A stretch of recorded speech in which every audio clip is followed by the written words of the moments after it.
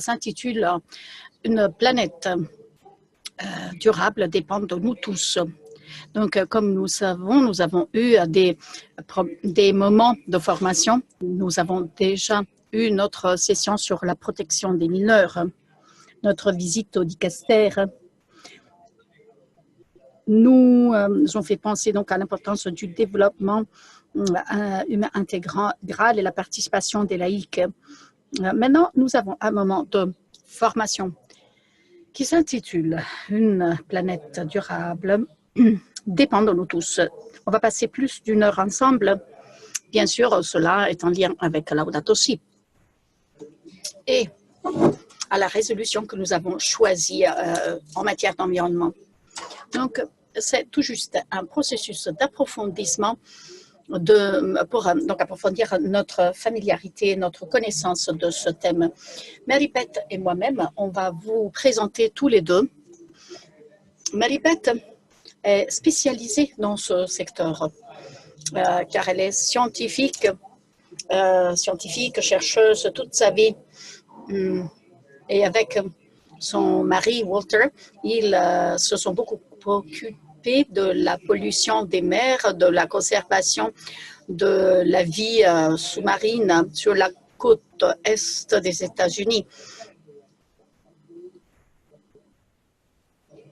Mais l'écologie est une question qui est importante car elle implique la participation de bon nombre de spécialistes de sciences différentes.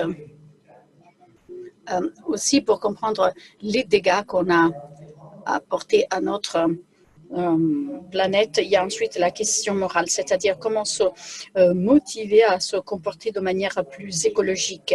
Il y a des questions politiques qui se posent, des questions culturelles. Comment peut-on changer les attitudes de notre société pour faire en sorte que les hommes politiques puissent prendre les justes décisions? Bien sûr, cela a affaire aussi à l'éducation des jeunes. Donc, nous avons donc une approche interdisciplinaire. Moi, je suis moins expert, mais je tiens un cours de théologie-écologie et donc je vais compléter ce que Mary-Beth va dire. Elle va prendre une approche plus scientifique. Moi, je vais vous donner plutôt des réflexions basées sur la théologie et la spiritualité. Mary-Beth va commencer sa présentation, mais avant cela, je voudrais juste dire un mot sur le travail qu'elle fait. Donc, elle fait ça, c'est-à-dire qu'elle présente ce propos dans les États-Unis. Donc, elle n'est pas seulement scientifique, mais elle est présidente de son organisation nationale. Elle passe beaucoup de temps à essayer d'influencer les femmes aux États-Unis à vraiment se soucier de ce problème. Donc, c'est ce qu'elle leur dit. Alors, je voudrais dire, je voudrais savoir, qu'est-ce que ça implique? Quelle résistance vous rencontrez quand vous dites cela aux femmes de votre organisation? Alors, j'ai voyagé dans mon pays et je rencontre des amis et cela a beaucoup à faire avec la situation politique face à laquelle nous sommes en ce moment aux États-Unis. Le changement climatique est une question qui divise, qui partage aux États-Unis. Pas tout le monde accepte le changement climatique et son existence. Mais lorsque je donne cette présentation, ce discours, il y en a qui sont venus chez moi et qui me disent maintenant, j'ai compris, vraiment, je pense que le changement climatique existe, tout comme le réchauffement planétaire, et donc je vais changer. Donc, je n'ai pas vraiment rencontré des résistances après le propos. Alors qu'avant mon propos, il y en a qui viennent et disent je ne crois pas au changement climatique. Mais ensuite, après avoir écouté mon propos et toutes les données scientifiques, elles changent d'avis.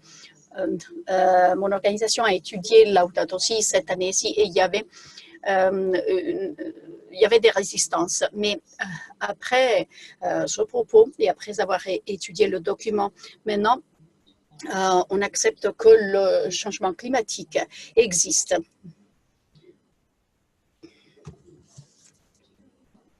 Donc là, on parle de Laudato Si, prendre soin de la création de notre maison commune.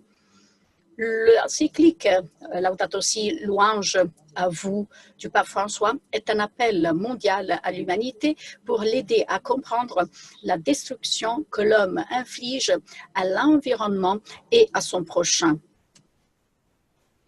Bien qu'il traite directement de l'environnement, le document a une portée plus large à bien des égards, car il examine non seulement les effets de l'homme sur l'environnement, mais aussi les nombreuses causes philosophiques, théologiques et culturelles qui menacent les relations entre l'homme et la nature et entre les hommes dans diverses circonstances.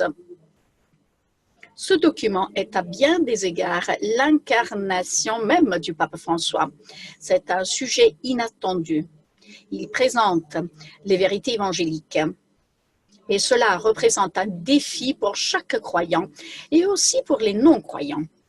Dès le début, le pape François énonce le but du document lorsqu'il écrit, et je cite, « Dans cette encyclique, j'aimerais entrer en dialogue avec tous les peuples au sujet de notre maison commune. » Normalement, les documents pontificaux sont adressés aux évêques de l'Église ou aux fidèles laïcs.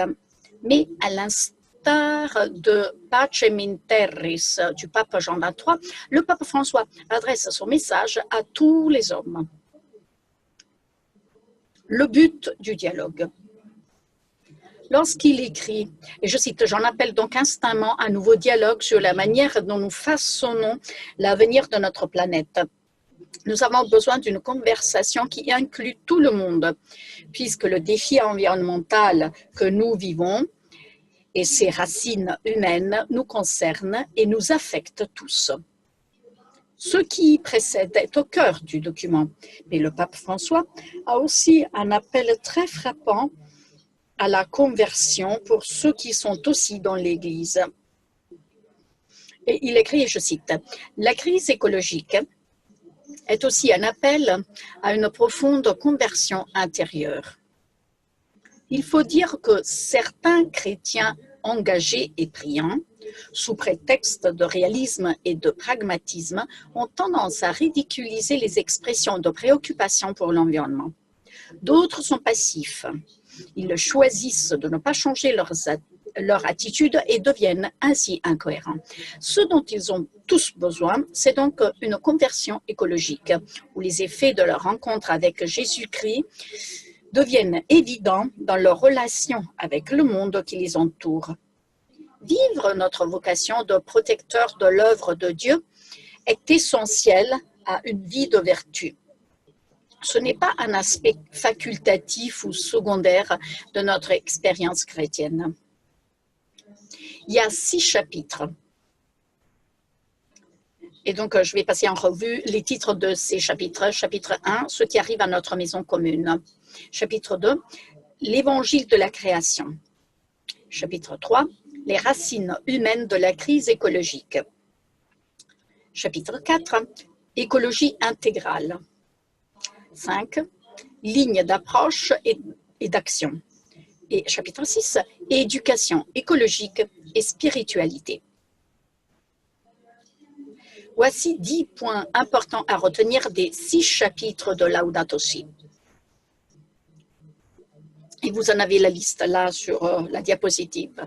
Vue d'ensemble d'un point de vue religieux, une perspective spirituelle. Effet disproportionné sur les pauvres. Critique de notre technologie sans égard à ses conséquences sur notre monde.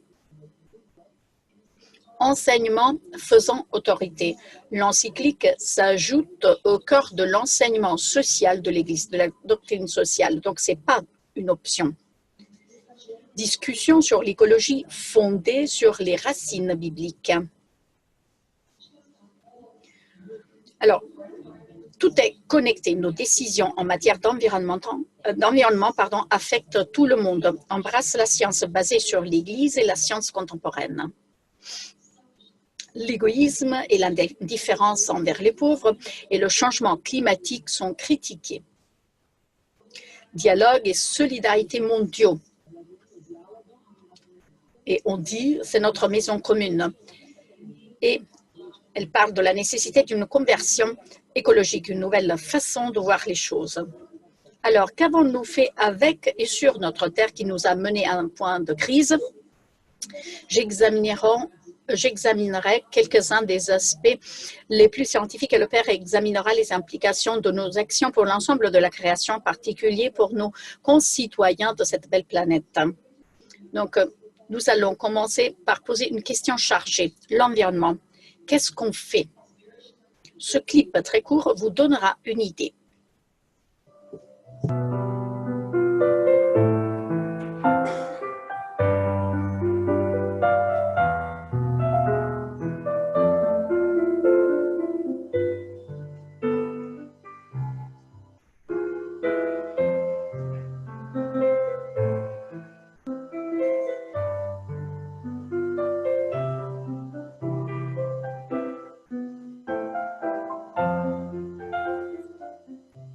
Earth provides enough to satisfy every man's needs, but not every man's greed. Mahatma Gandhi. La Terre fournit assez pour satisfaire les besoins de chaque homme, mais pas l'avidité de chacun. Mahatma Gandhi.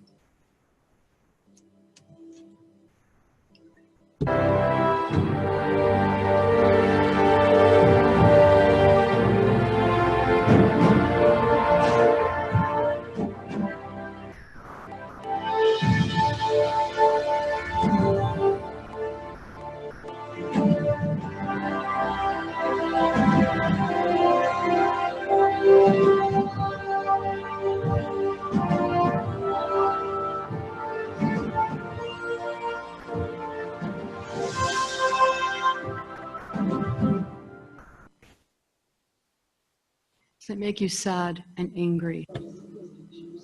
Donc, ça me rend triste de voir ce qu'on a fait. Les photographies des missions Apollo montrent notre Terre resplendissante dans le calme de l'espace comme une opale bleu-blanche sur un velours noir. Sereine et belle, elle se précipite dans l'étreinte gravitationnelle du Soleil. C'est notre maison, notre monde entier.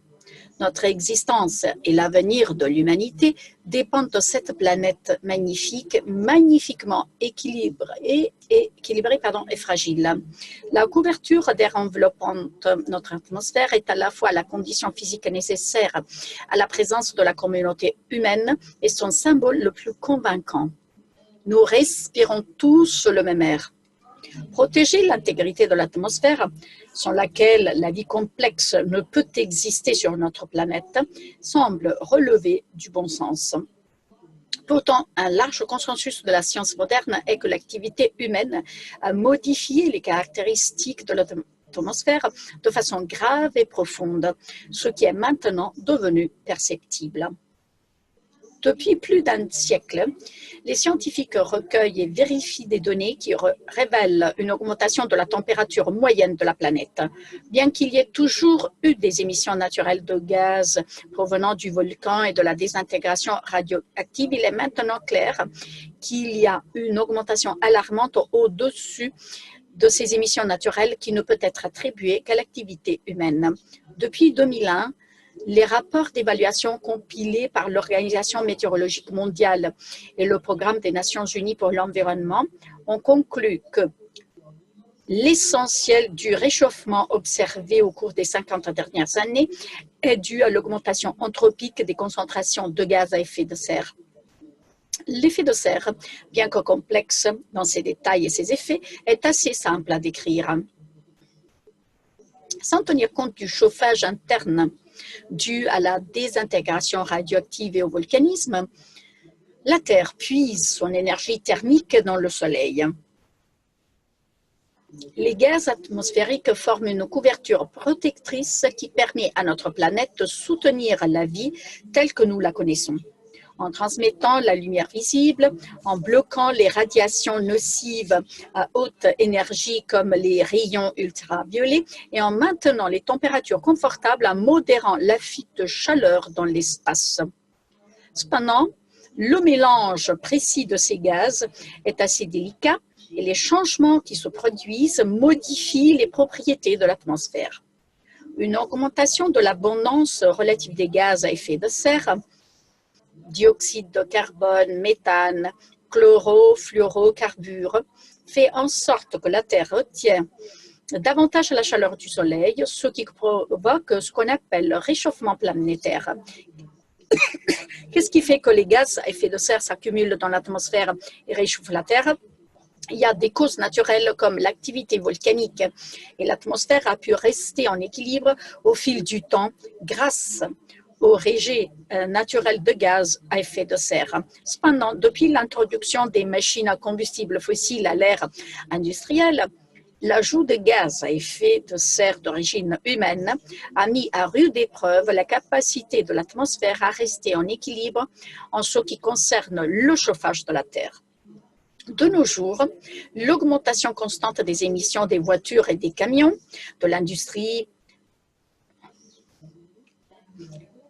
et des centrales électriques, des combustibles fossiles utilisés pour chauffer les maisons et les entreprises, et la déforestation ont d'abord provoqué un réchauffement progressif de la Terre qui, ces dernières années, a galopé devant toute prévision précédente.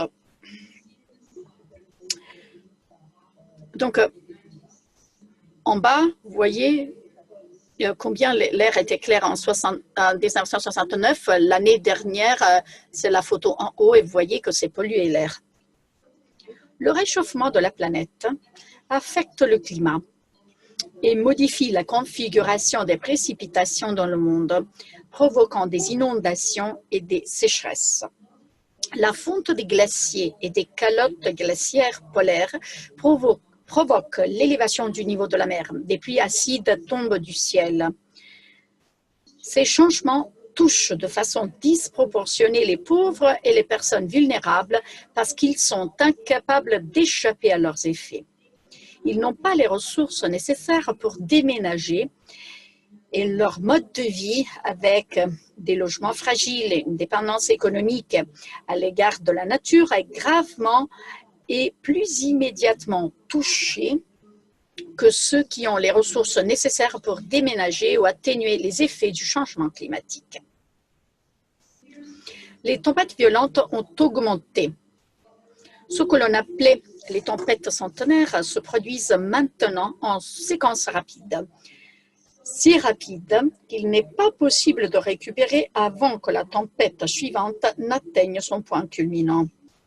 L'élévation du niveau de la mer aura un impact sur ceux qui vivent dans les zones côtières, des zones densément peuplées, des pays développés et en développement. Mais ces tempêtes et l'élévation du niveau de la mer affecteront surtout les structures de logement fragiles des pauvres.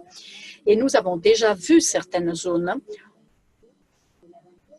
en particulier dans le Pacifique Sud, abandonner leur habitation en raison des inondations par la mer.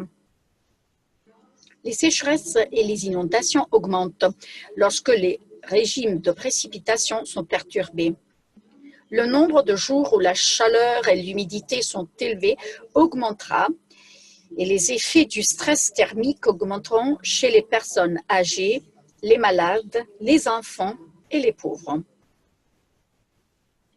En plus des changements climatiques mondiaux dus à la pollution de notre atmosphère, nous n'avons pas fait preuve d'une bonne intenance de nos eaux. Au cours des 40 dernières années, nous avons fait de grands progrès dans la lutte. Nous avons fait de grands progrès dans la lutte contre la pollution de l'eau dans certains pays.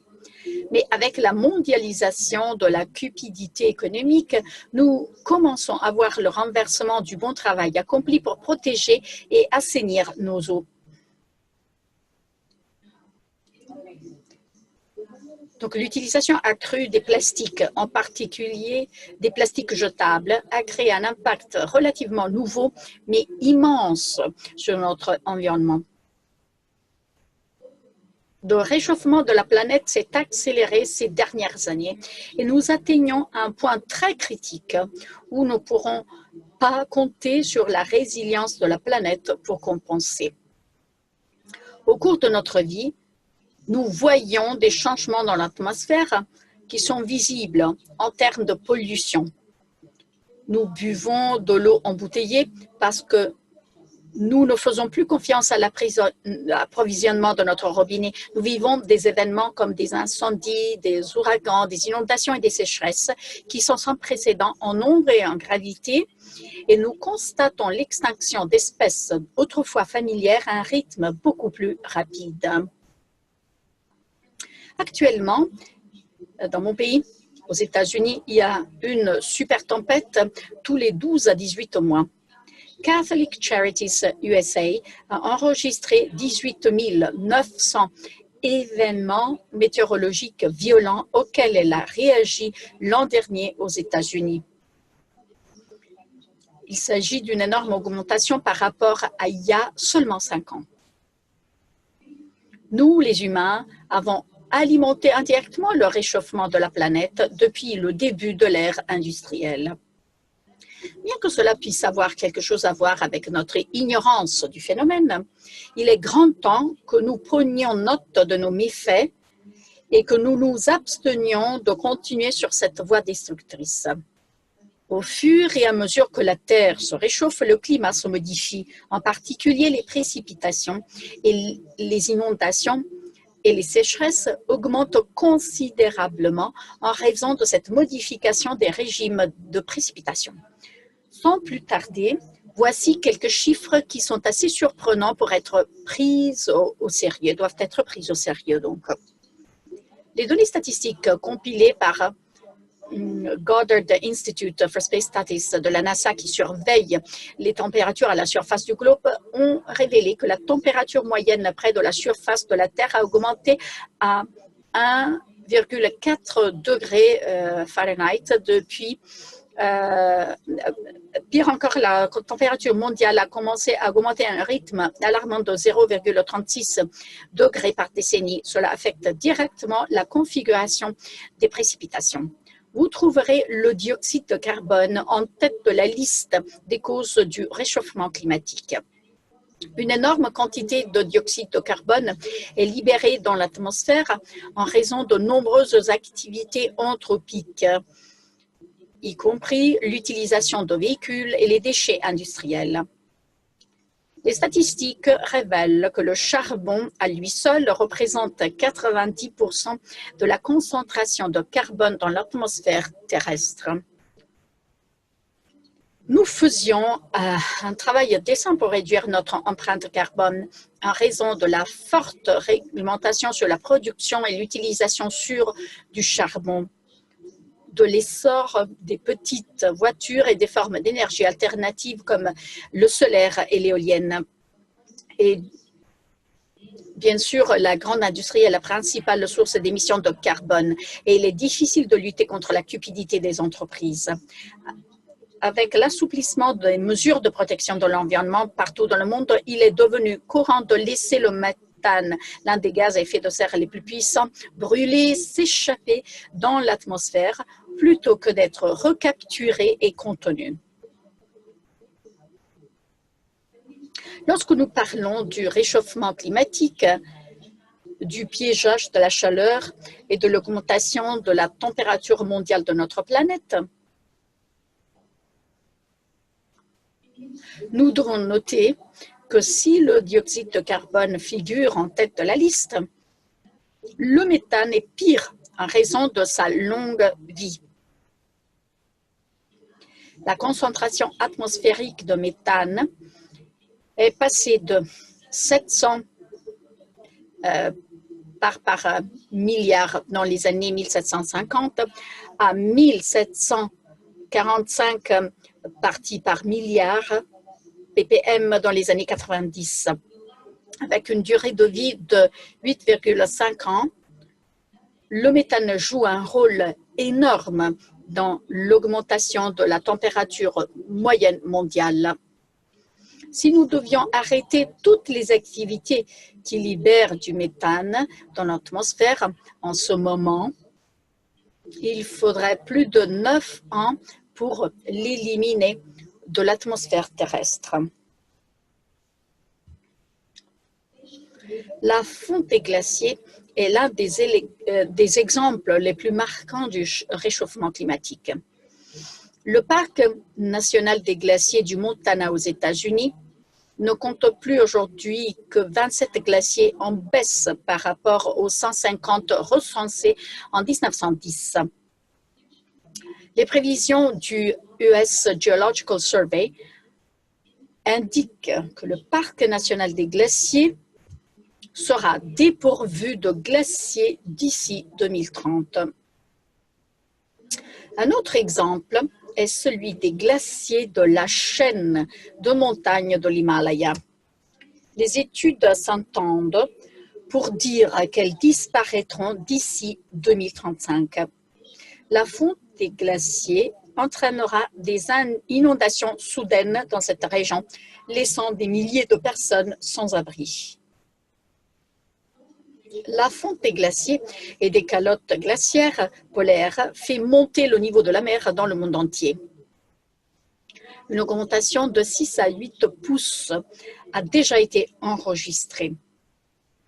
Si les calottes glaciaires du Groenland fondent, comme c'est le cas actuellement, l'océan s'élèverait d'environ 20 mètres.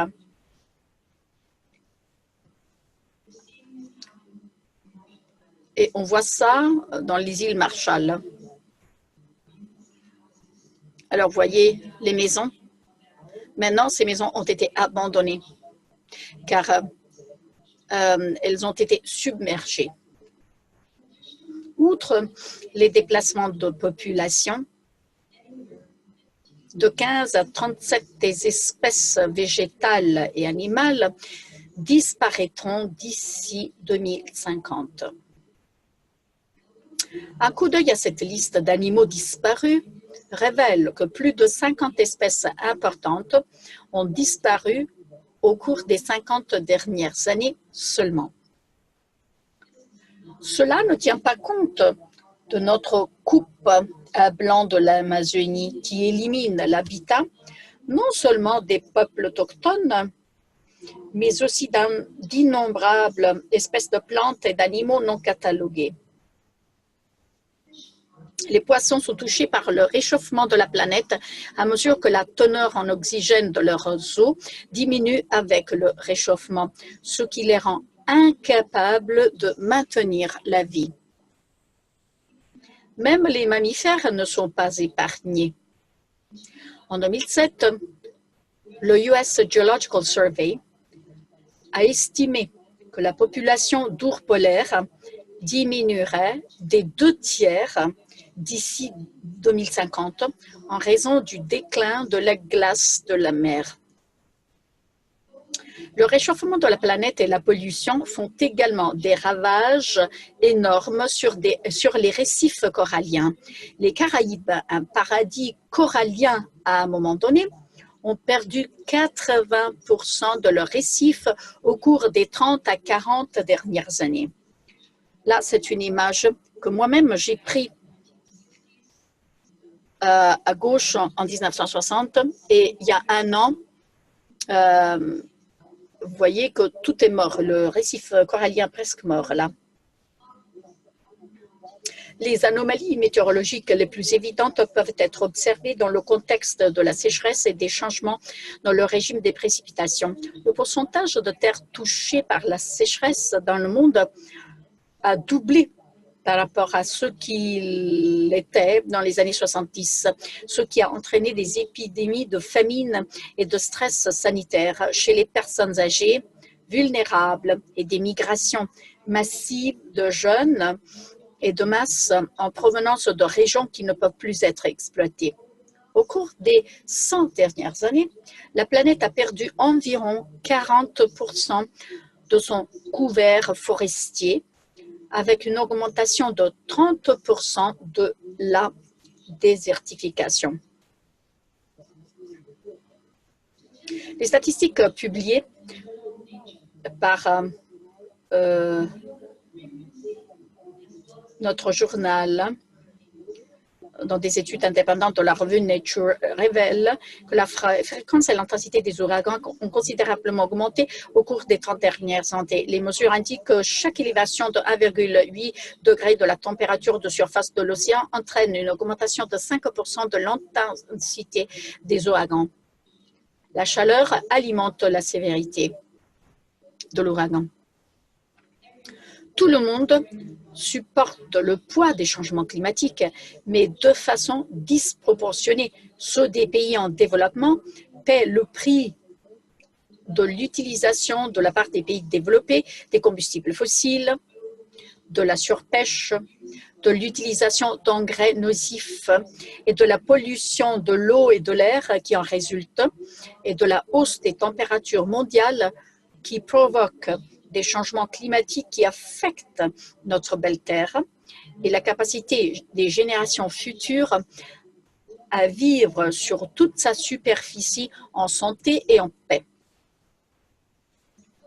Comme nous le dit le pape François, le cri de la terre est le cri des pauvres, car ils n'ont pas la capacité d'échapper à la chaleur écrasante, aux marées montantes, à l'eau et à l'air pollué. Ils respirent l'air pollué émis pour que les habitants des pays développés puissent disposer d'électricité et de chauffage pour leurs maisons et leurs entreprises. Leurs terres sont inondées par l'élévation du niveau de la mer et d'autres perdent leurs terres ancestrales à cause des grandes entreprises qui défrichent les forêts et les jungles, réorientent les sources d'eau et exploitent des paysages irremplaçables. Il en résultera des migrations massives d'une ampleur jamais vue auparavant. Les gens étant contraints de quitter des régions du monde qui ne sont plus habitables. Voyons maintenant ce que nous sommes appelés à faire en tant que catholiques fidèles qui prennent soin de tous nos sœurs et frères et de notre planète natale. Le changement climatique mondial n'est pas une question politique ni une question d'avantages partisans ou de pression des groupes d'intérêt, mais une question morale. Dieu nous a donné cette planète comme notre maison. On nous accusait d'être de bons intendants. Chacun d'entre nous doit accepter cette responsabilité. On était censé être de bons intendants. Chacun d'entre nous doit accepter cette responsabilité. Il s'agit de l'avenir de la création de Dieu et de la famille humaine. Il s'agit de protéger à la fois l'environnement humain et l'environnement naturel. Comme le dit le pape François, quel genre de monde voulez-vous laisser à vos enfants? Je vais maintenant vous montrer une courte vidéo qui, je pense, vous plaira et qui explore Laudato Si. Elle vous préparera bien à notre transition vers la présentation du Père sur les effets humains de notre besoin de prendre soin de la création.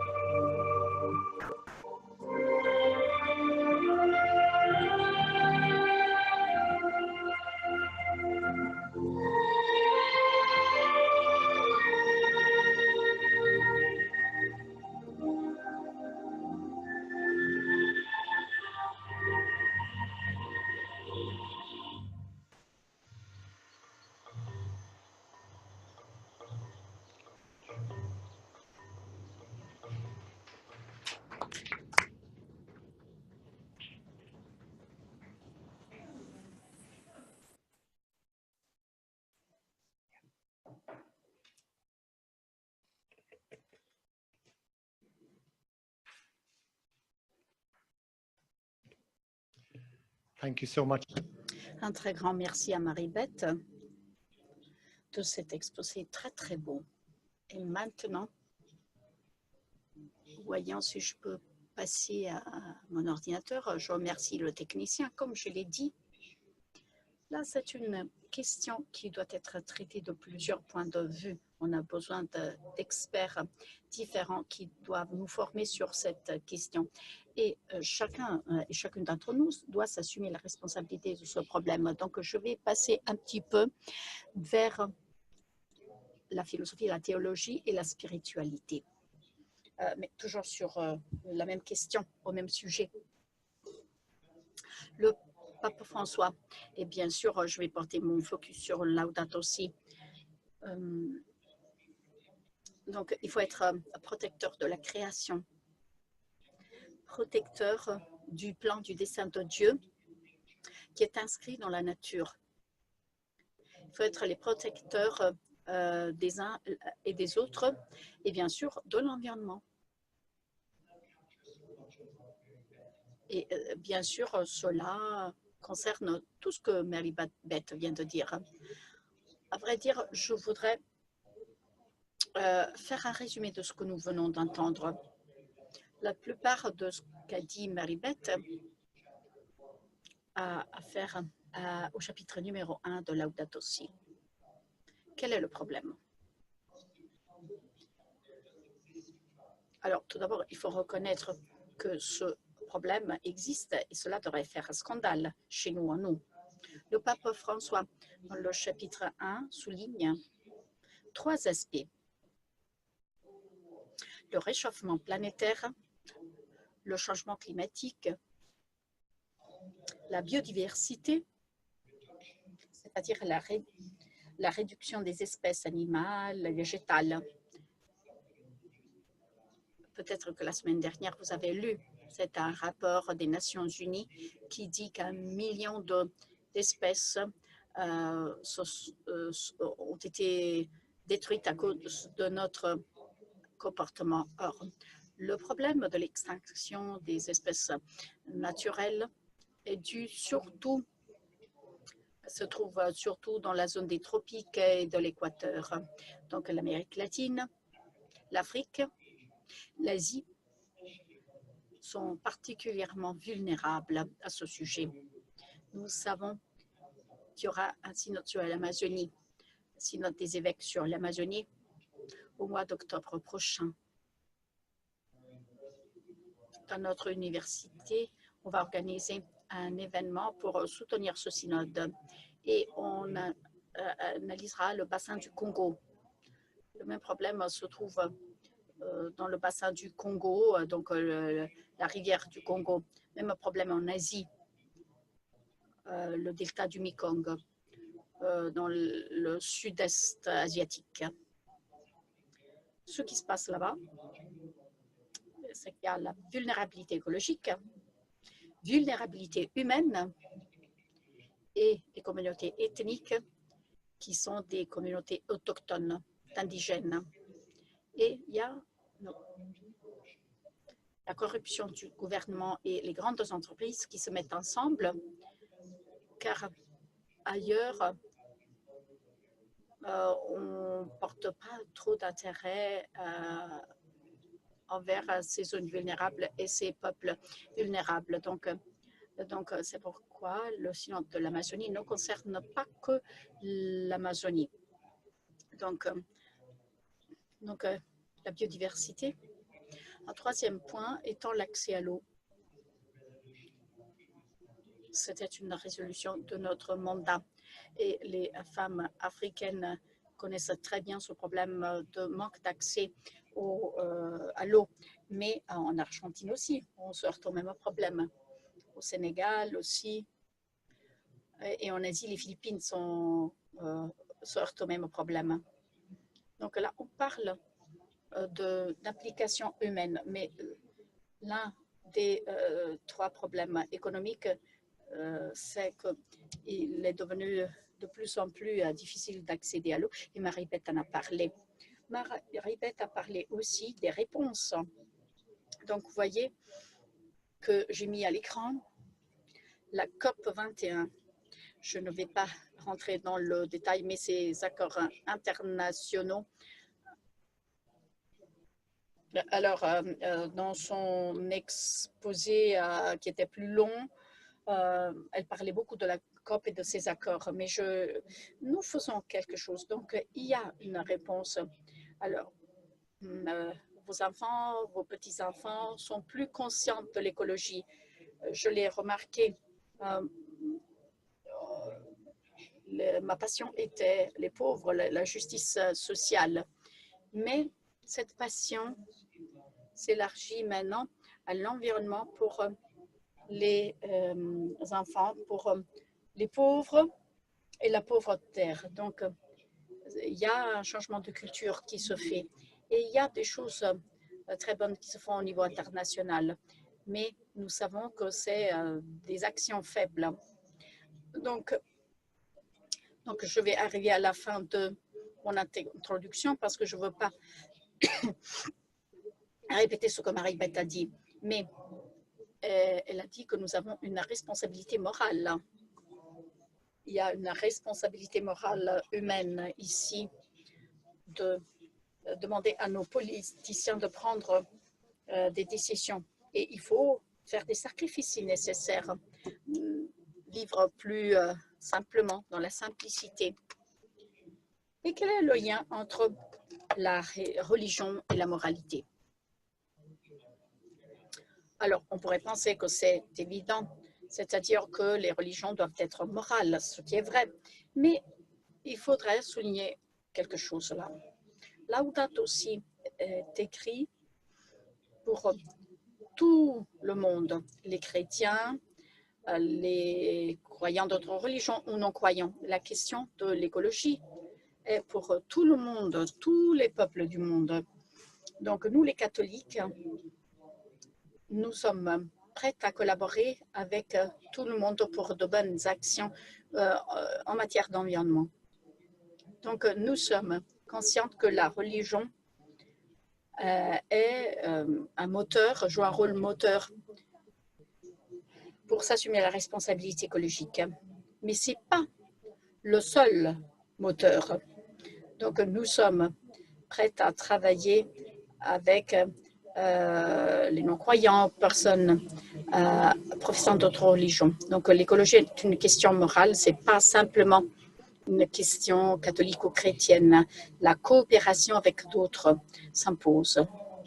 Maintenant, je voudrais passer, et là, c'est encore une petite introduction à mon propos. Il y en a qui sont choqués quand je pose cette question. La religion fait-elle partie du problème de l'écologie? Le christianisme produit-il des humains arrogants et destructeurs? Est-ce que vous avez jamais entendu quelqu'un qui dit cela? Mais dans les cercles académiques des universités, on dit cela. Et dans les médias aussi, vous entendrez des personnes qui disent cela. En 1966, un professeur de Princeton a publié un article s'intitulant « Les racines historiques de notre crise écologique ». Ce fut écrit à un moment, à une époque où on ne savait même pas qu'il existerait une crise écologique. Donc, c'est à partir de ce moment-là qu'on a commencé à parler d'écologie. Je ne sais pas si vous avez jamais entendu d'un livre qui s'appelle The Silent Spring en Amérique. Donc, le printemps silencieux. Et le titre est évocateur. Cela concernait les DDT, c'est-à-dire les désinfectants pour protéger les récoltes, mais qui tuaient tous les oiseaux. Donc, dévastation de biodiversité. Et il y a des livres qui nous ont fait comprendre qu'il y avait une crise écologique. Et l'un des commentaires les plus précoces disait qu'il y avait un problème écologique qui est responsable de notre mauvais comportement vis-à-vis de l'environnement, c'est-à-dire la cupidité du capitalisme qui est liée à la théologie chrétienne qui dit que nous sommes plus importants que d'autres créatures et donc nous avons le droit de dominer la nature. Or, cet homme était l'enfant d'un prédicateur protestant et il était un historien fort connu à Princeton. Il disait qu'il y avait cette attitude que la révélation chrétienne, le salut chrétien, mettent l'accent sur l'importance de l'être humain. Et donc, parfois, on a l'impression qu'on peut faire tout ce qu'on veut à la nature car elle ne compte pas. Or, quelle est notre réponse honnête à tout cela? En toute franchise, il faut dire que, en partie, c'est vrai si vous pensez à l'Europe. L'histoire du 19e siècle, de la révolution industrielle, ce sentiment de pouvoir de la race humaine, c'est-à-dire qu'on peut faire à la Terre ce qu'on veut car nous sommes plus importants. L'Europe est une culture chrétienne, en quelque sorte. Mais ce que nous disons là, c'est que c'est une mauvaise interprétation de l'Évangile que de dire cela. J'ai une autre petite partie que j'ai éliminée de... alors, les protestants étaient pires encore que les catholiques. Les protestants ont cette théologie, c'est-à-dire qu'on est sauvé. Seulement ce que Jésus dit est important. Et les protestants américains sont parmi les pires. Les puritains plantaient leurs arbres et ne faisaient pas confiance aux plantes qu'ils trouvaient en Amérique. Donc, il y a cette attitude de dominer le monde car c'est notre destin. On a été choisi qui est lié au fait qu'on est sauvé car on est chrétien. Donc, ce n'est pas moi qui dis cela, mais ça fait partie de la théologie catholique et de la théologie protestante encore de manière plus forte. Mais c'est surtout dans la cupidité du capitalisme que cela se dit.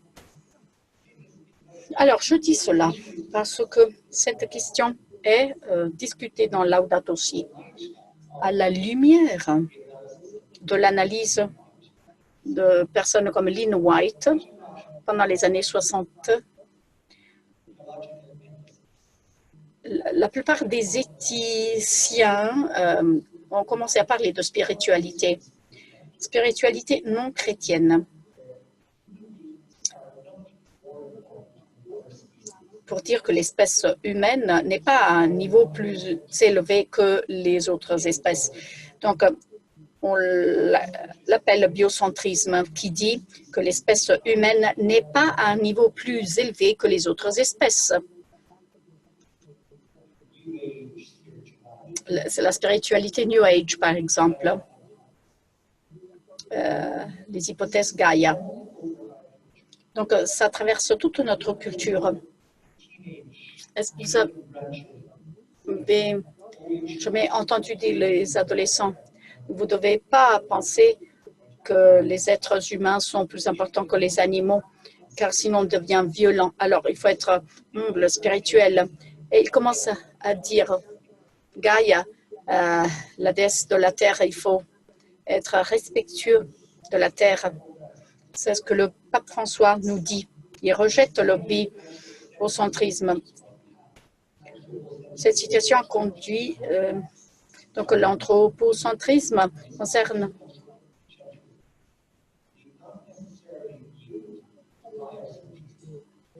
mais cette situation a conduit à une constante schizophrénie.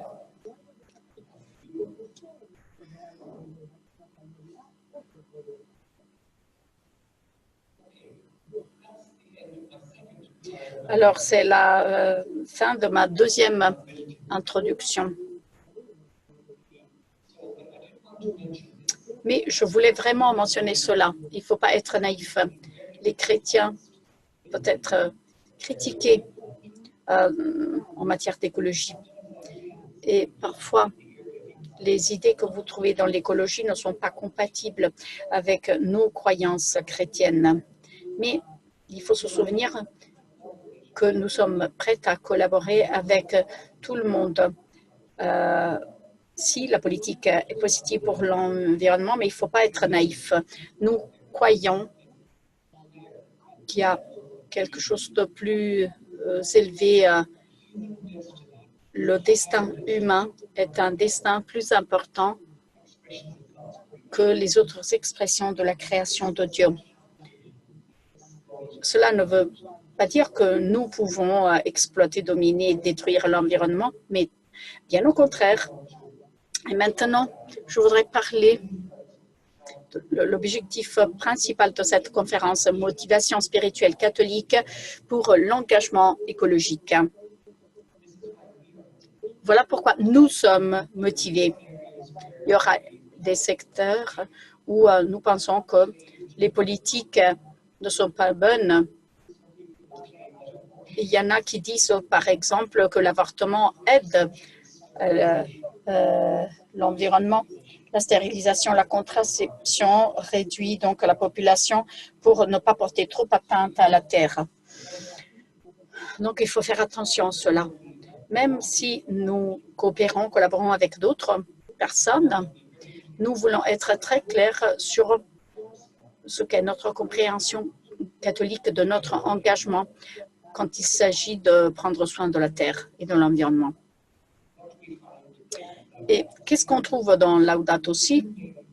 2 points principaux.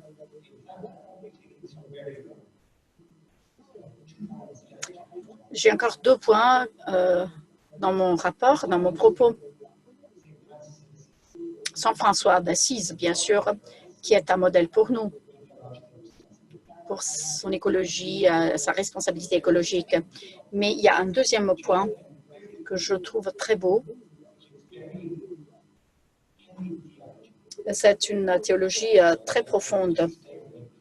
Donc, je vous demande de rester réveillés pour mon deuxième et dernier point, et qui consiste à dire que le monde est comme un sacrement. Alors, je vais expliquer un petit peu Saint François d'Assise. Et je cite le pape François. Saint François est l'exemple par excellence de l'attention aux personnes vulnérables et d'une écologie intégrale vécue avec joie et authenticité.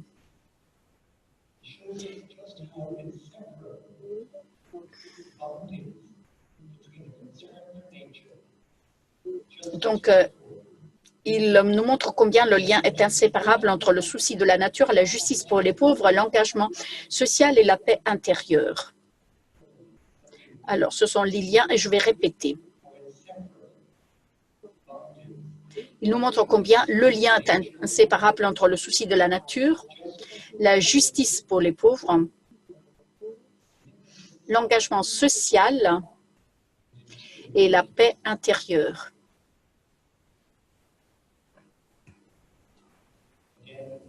Encore une fois, en évoquant la figure de Saint François d'Assise, nous nous rendons compte qu'une relation saine avec la création est une dimension de la conversion personnelle globale.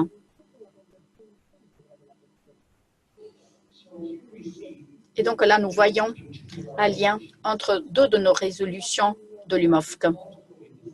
L'appel à la sainteté et prendre soin de l'environnement. Nous, les catholiques, nous croyons en la vérité. On ne peut pas avoir l'une sans l'autre.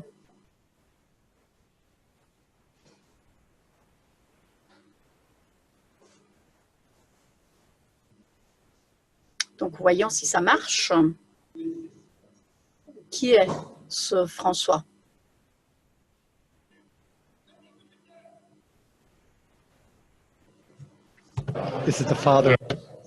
C'est le père de François. Donc, ça marche. Donc, je me demande si ça peut être traduit. Donc, c'est un très beau film sur Saint François d'Assise. Donc, c'est le moment de sa conversion. Il déclare devant son père et ses villageois qu'il veut passer à une nouvelle vie et quitter sa vie précédente. Donc, il y a des détails, mais le point le plus important, c'est que c'est une expérience religieuse personnelle.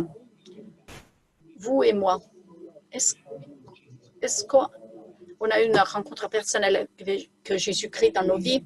Donc, c'est le début de tout le reste qu'on va dire après. Saint François d'Assise est un exemple extrême, bien sûr, mais malgré cela, on peut faire nos petits pas pour être un petit peu comme Saint François d'Assise. My soul is in your hands. This is the Bishop of Assisi. Là, c'est l'évêque d'Assise. Et il dit, mon âme est dans vos mains.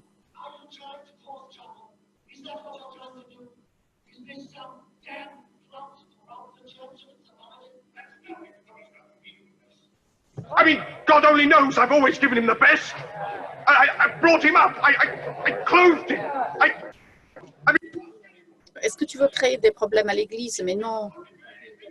Et pourtant, je l'ai élevé. Il a jeté de la fenêtre toutes mes affaires.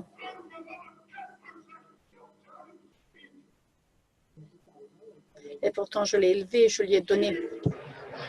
Hard work and self-sacrifice just that's the way.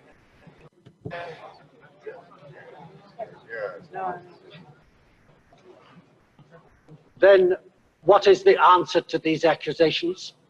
Qu'est-ce que tu réponds à ces accusations? Tu es intelligent, que l'Église doit punir ceux qui veulent renverser l'ordre. C'est une question sociale. Et je recherche la lumière. J'étais dans les ténèbres. Moi, j'étais dans les ténèbres. Mais le frère Soleil m'a éclairé. Et maintenant, je vois très clairement, comme vous l'avez fait, le jour où vous avez choisi votre vêtement sacré que vous portez maintenant. Est-ce que tu veux renverser l'ordre? Moi? Mais non. Non, pas du tout. J'ai pas de valeur. Alors, qu'est-ce que tu veux? Je veux être heureux. Je veux vivre comme les oiseaux dans le ciel. Je veux faire l'expérience de leur liberté, de leur pureté. Pour le reste, j'ai besoin de rien. Croyez-moi. Donc, ce n'est pas pour moi. Il faut qu'il y ait quelque chose de meilleur. Les hommes, l'homme est un esprit. Il a une âme. Et c'est ce que je veux retrouver, mon âme. Retrouver mon âme. Je veux vivre dans les champs, sur les montagnes, dans les collines, dans les champs. J'ai pas besoin de chaussures, j'ai pas besoin de possessions, j'ai pas besoin de serviteurs. Je veux être un mendiant. Oui, un mendiant. Le Christ était un mendiant. Et ses apôtres l'étaient. Je veux être aussi libre. Mais les mendiants, c'est pas porter respect à sa famille. Je suis plus ton enfant. Ce qui est né de la chair appartient à la chair. Mais ce qui est né de l'esprit est et appartient à l'esprit.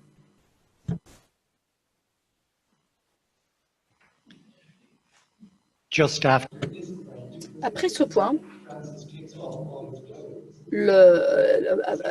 François enlève ses vêtements. Donc, c'est pour ça que j'ai arrêté la vidéo, il dit. Donc, à cause du temps, alors je vais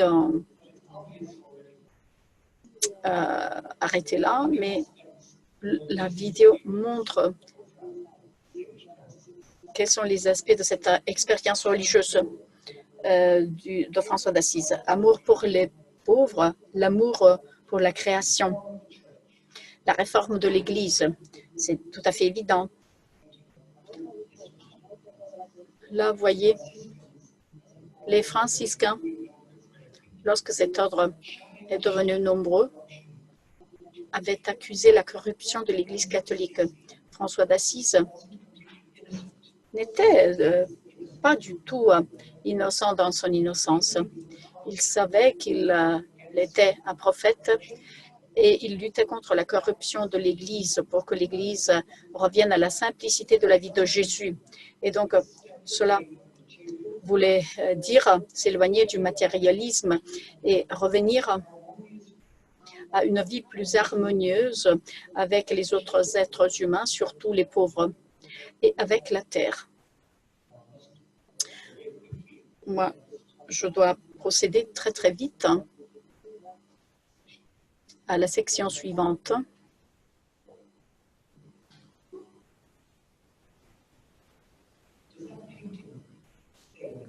Est-ce que cette peinture veut dire quelque chose? J'espère que vous pouvez la voir. Donc, c'est la dernière scène. Donc, je suis passée à des siècles. Maintenant, je suis à Salvador Dali au XXe siècle. C'est une peinture qui essaie de communiquer la dernière scène, l'Eucharistie, la messe catholique et l'univers. Jésus intègre l'univers tout entier. Et je dois passer à des citations de Laudato Si.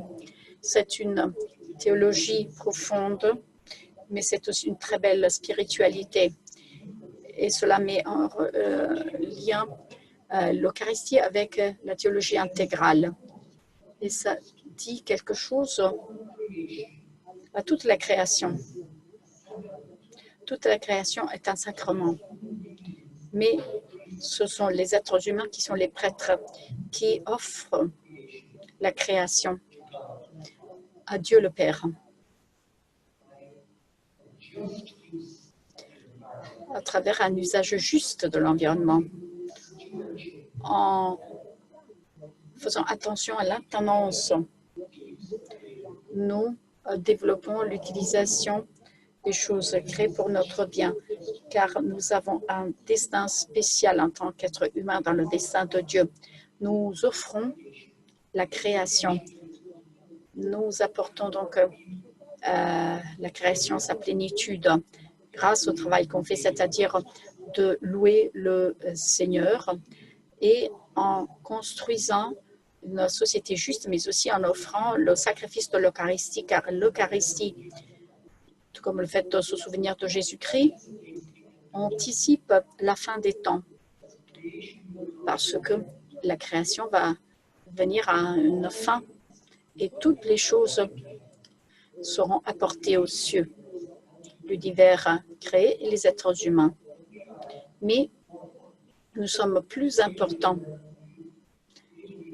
L'univers créé passe à travers nous, par nous, tout comme Jésus-Christ s'est fait homme. Et donc, on passe par Jésus-Christ dans notre vie éternelle. L'univers tout entier arrivera à sa fin et le destin humain deviendra plus clair dans ce contexte. Et chaque fois que nous célébrons la messe, c'est ça que nous rappelons. Nous rappelons l'avenir dans la messe. Donc, nous pensons à l'avenir et nous faisons mémoire du passé également. Donc, j'étais un petit peu bref, mais je voudrais tout juste terminer par deux citations du pape François dans Laudato Si. À la fin, nous nous retrouvons face à face avec l'infinie beauté de Dieu. et nous pourrons lire avec admiration et bonheur le mystère de l'univers qui partage avec nous une plénitude sans fin. Aujourd'hui encore, nous cheminons vers le sabbat de l'éternité. Vous voyez le langage sacramentel des sacrements.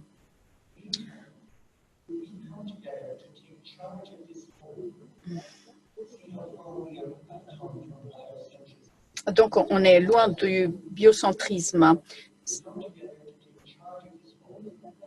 En attendant, nous nous réunissons pour prendre en charge cette maison qui nous a été confiée, sachant que tout le bien qui existe ici sera emporté dans la fête céleste.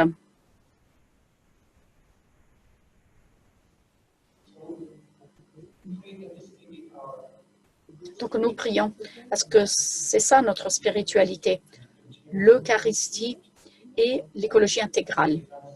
Saint François d'Assise, comme modèle d'une vie intégrée, basée sur la conversion religieuse, engagée au bien commun de la société humaine, en harmonie et dans le respect pour la nature. Merci de votre attention.